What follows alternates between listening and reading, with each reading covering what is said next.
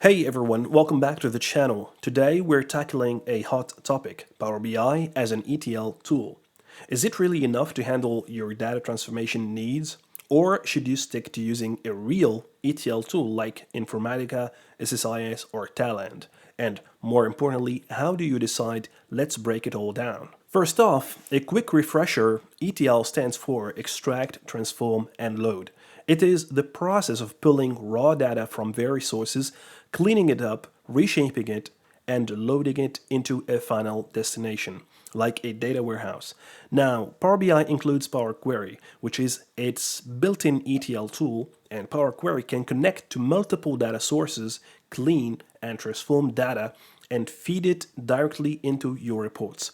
Sounds like one-stop solution, right? Well, not always. Let's start with the reasons why Power BI and Power Query can be a great choice for ETL. Power Query is a super user-friendly with a drag and drop interface and plenty of built-in transformations. You can transform data and immediately use it in your reports and dashboards all in one place.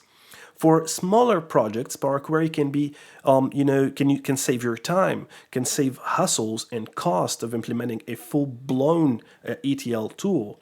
If you are doing a quick exploratory data analysis, Power Query is the perfect for a on-the-fly transformations without heavy infrastructures. But before you crown Power Query the king of ETL, let's talk about where it falls short. Power Query struggles with large datasets or complex transformations. If you are working with millions of rows, performance issues will creep in. Power BI ETL workflows are not as easy to manage in collaborative enterprise-level environments compared to dedicated ETL tools. And the need to an advanced schedule, error handling, or data lineage tracking that's not Power BI's strong suit. Power BI also transforms data at the report or dataset level, which does not centralize your processing. This can lead to a duplicated effort, across reports. So, how do you decide if Power Query is enough for your ETL needs? You can use Power Query when you are dealing with smaller datasets that don't exceed your Power BI tenant limits. You use it when you need a quick transformation for ad hoc or a one-off projects. You need it when you don't have access to a full-fledged ETL tool or it's a overkill for your requirements. You also need it when you want to focus on the speed and simplicity rather than on advanced automation or scalability.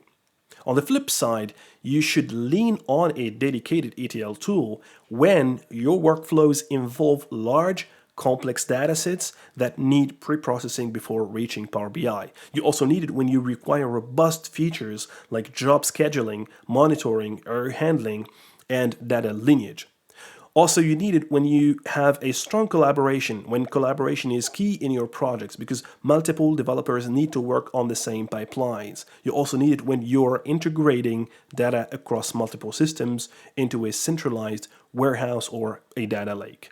Here's the twist. You don't always have to choose one over the other. A hybrid approach can often be the best solution. For example, you can use an ETL tool like SSIS or Azure Data Factory to handle the heavy lifting, like pulling data from multiple sources and storing it into a warehouse. Then you can use Power Query for the last milestones to customize data for a specific report or dashboard. This way, you get the best of both worlds, scalability from the ETL tools and flexibility from Power BI. So Power BI is a complete ETL tool.